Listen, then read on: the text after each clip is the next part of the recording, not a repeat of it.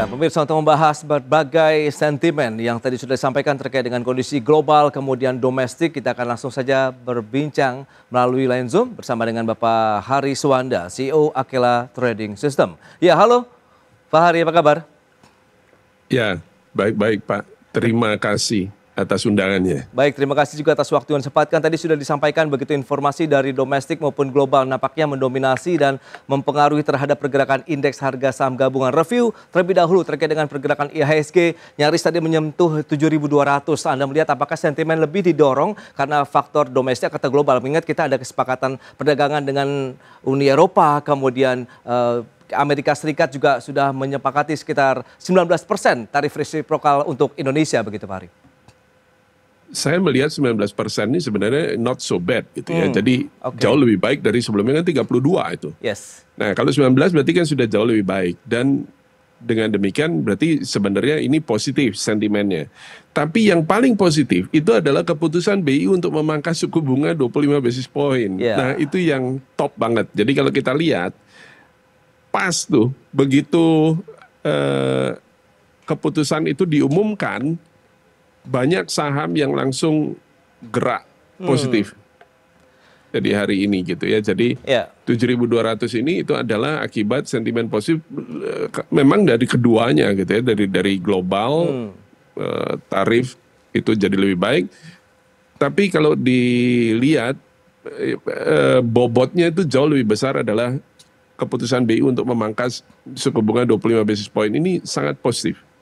Pak Prasetyo. Baik, lantas sektor apa yang akan terimbas positif dengan diturunkannya suku bunga acuan BI rate oleh Bank Sentral hari ini begitu, sekitar 25 basis point tadi Pak Hari? Yang pertama adalah pastinya itu semua sektor yang sensitif terhadap suku bunga. Contohnya nomor satu itu adalah properti. Yang kedua adalah otomotif. Baik. Nah, jadi kalau kita lihat keduanya ini beberapa emiten di sektor itu sudah mengalami penguatan. Contohnya adalah Astra gitu ya. Hari ini juga naik cukup signifikan tuh Astra. Ya. Kemudian kalau kita kaitkan dengan daya beli masyarakat sendiri saat ini, apakah ini akhirnya menjadi tahanan terhadap pergerakan indeks harga saham gabungan, kemudian emiten-emiten yang kaitannya juga misalnya dengan penurunan suku bunga acuan tadi, Pak? Ya, betul. Memang sih dari sisi lawannya gitu ya, itu adalah dari segi daya beli konsumen, betul itu. Nah, akan tetapi kan sekarang sudah direspon nih sama BI bahwa suku bunga dipangkas 25 basis point.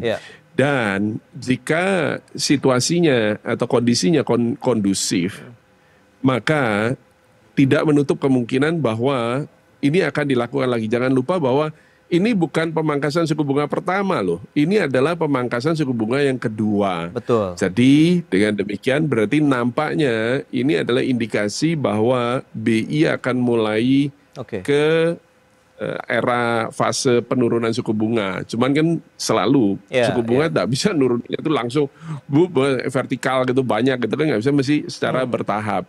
Ya, pelan-pelan gitu. Baik, tadi Anda menyebutkan terkait dengan sektor properti, kemudian ada juga otomotif. Nah, lantas apa yang bisa kita cermati, strategi investasi seperti apa yang perlu kita siapkan begitu tentunya bagi para investor maupun trader dalam menyikapi momentum positif ini begitu Pak Hari? Ya, jadi di saham pilihan saya sampaikan tadi itu ada 4 saham pilihan yang saya berikan. Salah satunya itu adalah Astra. Dan tadi udah saya jelasin Astra. Astra ini mengalami periode yang bearish cukup lama sebenarnya. Nah, akhir-akhir ini dia mulai rebound. Dan kalau kita lihat maka memang hari ini itu mengalami penguatan yang lumayan gitu ya. Jadi sempat rebound di 4750.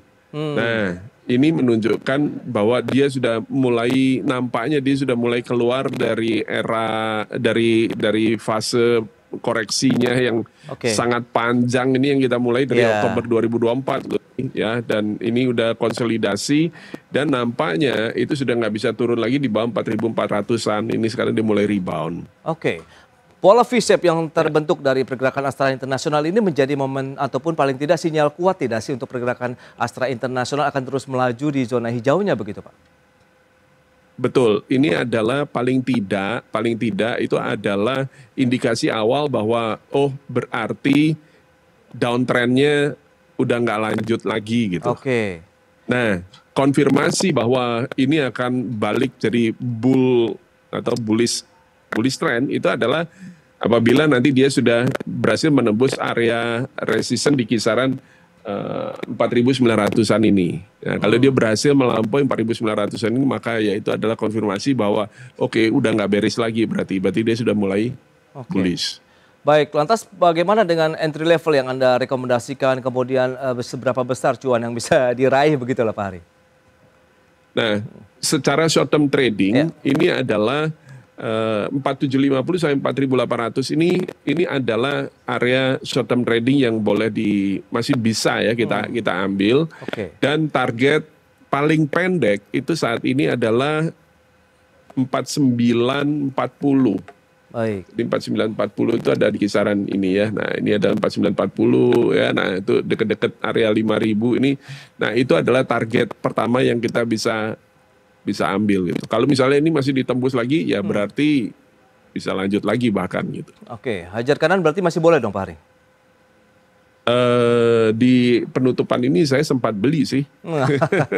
Gitu. Baik Pak Hari. Ini menarik ya. Ada beberapa saham yang juga Anda rekomendasikan menyikapi dari pergerakan indeks harga saham gabungan yang masih berada di zona positif. Selain ada Astra, kemudian beberapa diantaranya Java, kemudian SMRA dan juga BRMS. Tapi kita akan bahas nanti di segmen berikutnya Pak Hari. Kita akan jeda dulu sebentar ya. Dan pemirsa pastikan Anda masih bersama kami.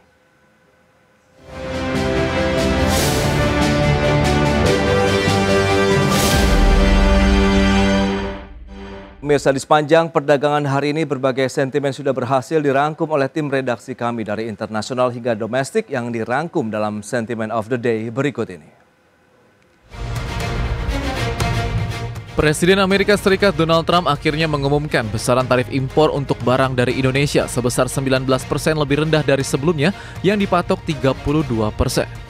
Dalam pernyataannya, Trump mengatakan penurunan tarif menjadi 19% merupakan bagian dari kesepakatan dagang di mana Amerika tidak akan membayar tarif apapun. Sebelumnya, Trump terlebih dahulu mengumumkan telah tercapai kesepakatan tarif impor resiprokal dengan Presiden RI Prabowo Subianto tanpa menyebutkan detailnya. Seperti diketahui, Trump sebelumnya tetap mengenakan kebijakan tarif impor resiprokal terhadap Indonesia sebesar 32% mulai 1 Agustus 2025. Tingkat inflasi secara tahunan Amerika Serikat kembali naik untuk bulan kedua berturut-turut mencapai 2,7% di Juni 2025. Ini menjadi level tertinggi sejak Februari dan naik dari 2,4% di bulan sebelumnya, tetapi masih sesuai dengan perkiraan pasar. Kenaikan harga paling besar terjadi pada makanan sebesar 3% dari sebelumnya di 2,9%. Secara bulanan, indeks harga konsumen naik 0,3% di Juni, menjadi kenaikan bulanan terbesar dalam 5 bulan terakhir. Sementara inflasi inti yang tidak memasukkan harga energi dan pangan naik tipis jadi 2,9% secara tahunan. Sementara itu, bursa Wall Street mayoritas melemah di Selasa waktu Amerika seiring kekhawatiran atas inflasi di Amerika. Dow Jones melemah 0,98% dan ditutup di 44.023,29.